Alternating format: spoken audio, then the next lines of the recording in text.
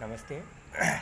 आज के इस ई कंटेंट में हम चर्चा करेंगे मैथिलीशरण गुप्त द्वारा रचित द्वापर खंड काव्य के अंतर्गत संकलित एक कविता विद्रता की, उसकी अगली कड़ी की, जिसमें विद्रता अपने पति को वेदज्ञ होने के जो विचार थे या वेदज्ञता के ऊपर जो घमंड था उसको तोड़ती हुई स्पष्ट शब्दों में कहती है, तुम्हें वेद में नहीं मिला वह, तुम्हें वेद में नहीं मिला वह, तुम हो वेद ज्ञानी, किंतु वेद का अंत कहाँ है, ध्यान धरो कुछ ध्यानी, कुछ छंदों तक ही परिमित क्या उस अनंत की वाणी है, नित्य नित्य नूतन भावों से भूषित व कल्याणी। विद्रता अपने पति से, जो कि वेदज्ञ था, वेदों का ज्ञाता था और वेदज्ञ होने के कारण जिसे अपने वेद ज्ञान पर घमंड था,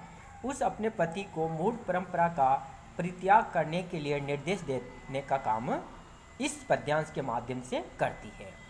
विद्रता अपने वेदज्ञ पति से कहने लगी कि तुम्हें वेद में नहीं मिला वह, तुम्हें वेद में नहीं मिला वह, तुम हो वेद ज्ञानी, तुम तो परम वेद विद्वान हो।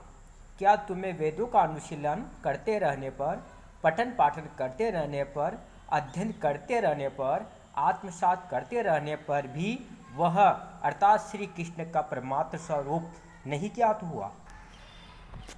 वस्तुतः वेदों का अंत कहाँ पर होता है, जहाँ पर वह कहाँ तक विस्तृत है, इस बात का भी तुम कुछ ध्यान रखो, क्योंकि कुछ ही वेद मंत्रों अथवा छंदों तक ही उस परमात्मा की ब्रह्म की वाणी सीमित नहीं है। वेद वाणी तो ब्रह्म की वाणी है और वह अपरिमित, असीमित, अनादि, अनंत सीमा तक व्याप्त है।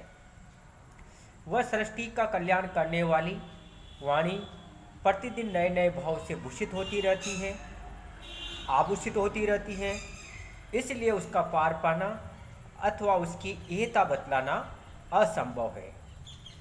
इस प्रकार से विद्रता अपने पति को अपने वेद ज्ञान के ऊपर जो घमंड था, उस घमंड से परे हटने की बात कहती है।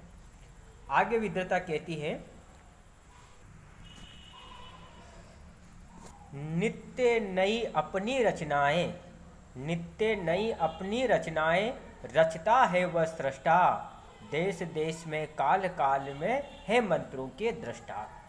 कृष्ण अवैदिक और राम भी, कृष्ण अवैदिक और राम भी, टहरो धीरज धारो, वेदवाद रत टंडे जी से सोचो और विचारो।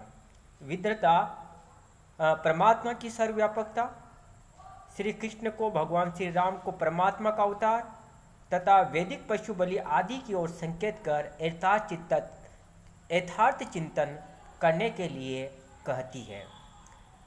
वह कहती है कि वह संसार का निर्माता विधाता प्रतिदिन नई नई रचनाएं रचता है और सृष्टि का प्रसार करता है।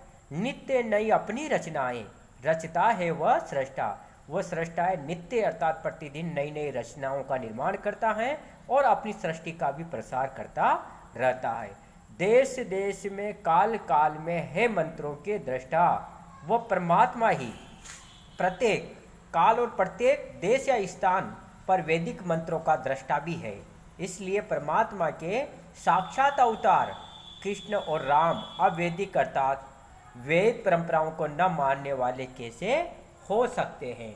कृष्ण अवैदिक है और राम भी, टहरो धीरज धारो। इस संबंध में तुम फिर से अच्छी तरह सोच लो, समझ लो। वेदों के संबंध में वाद विवाद करने में लगे रहने वाले तुम ठंडे हृदय से सोच विचार लो कि श्री कृष्ण और श्री राम की महिमा क्या है और इन्हें अवैदिक कहना कहाँ तक उचित है। वेदवाद रत ठंडे जी से सोचो और विचारो।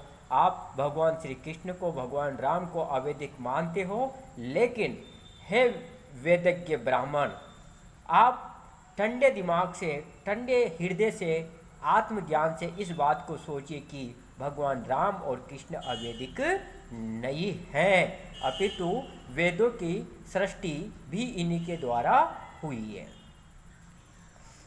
फिर विद्याता अपने पति को संबोधित करते हुए उसके वेदों के ज्ञान के ऊपर घमंड न करने की प्रेरणा देती हुई, शिक्षा देती हुई कहती हैं, श्रुतिदर्शी ऋषि न थे हमारे, श्रुतिदर्शी ऋषि न थे हमारे, दम्भी या अभिमानी, घोषित उन्होंने की थी नेति नेति की वाणी, और न्यून वाल्मीकि व्यास किस ऋचा रचेता ऋषि से, युग युग की परितृप्त रहेंगे जिनकी अक्षय कृषि से। यहाँ पर विद्वता वेदों का ज्ञात होने से ही घमंड करना ठीक नहीं है, इस बात का समर्थन करती हुई कहती है कि वाल्मीकि एवं व्यास भले ही वेद मंत्र के रचयिता नहीं थे, फिर भी उनके द्वारा रचित ग्रंथ मानव की ज्ञान सुधा को सदा ही शांत करते रहेंगे, और उनका स्थान अर्थात वाल्मीकि और व्यास का स्थान किसी भी दृष्टि से वेद दृष्टा ऋषियों से कम नहीं है। विद्वता कहती है कि श्रुतिदर्शी ऋषि न थे हमारे, दम्भी या अभिमानी, कि तुम्हें स्वयं के वेद ज्ञान होने का घमंड है, परंतु वेद मंत्रों के दृष्टा हमारे जितने भी प्राचीन ऋषि थे वह भी इस तरह के घमंडी और अभिमानी नहीं थे जितना घमंड आपको अपने वेद ज्ञान के ऊपर है। उन ऋषियों ने परमात्मा के स्वरूप, उत्पत्ति आदि के संबंध में नेति नेति कहा था, अर्थात उसे अवर्णनीय अनिवर्चनीय बतलाया था। महर्षि वाल्मीकि और वेद व्यास ने स्वयं किसी वेद मंत्र की रचना नहीं की, परंतु अपने ज्ञान में वह किसी वेद मंत्र रचयिता ऋषि से कम नहीं थे। इन दोनों ऋषियों ने जो साहित्य रचा वह ऐसी ज्ञान रूपी अक्षय खेती है कि उससे युगों तक लोग अपनी ज्ञान शुदा को शांत करके संतुष्ट होते रहेंगे तथा अपना जीवन सफल बना। इस प्रकार से इन पद्यांशों में विद्वता ने अपने पति को वैदिक ज्ञान पर घमंड न करने की सलाह दी है, और साथ ही साथ भगवान श्री राम को, भगवान श्री कृष्ण को अवैदिक नहीं मानने की सलाह अपने पति को दी है। साथ ही साथ ये भी संकेत, ये भी संदेश अपने पति को दिया है कि वेदज्ञ होने का घमंड करना बेकार है, क्योंकि बिना घमंड के ही ऐसे ऐसे महान मंत्र दृष्टा ऋषि हुए हैं जिन्होंने वैदिक ऋचाओं की रचनाएं की थी। तो यहाँ पर हम देखते हैं कि वह अपने पति को किस प्रकार से सन्मार्ग पर लाने का प्रयास करती है। जय हिंद, जय भारत।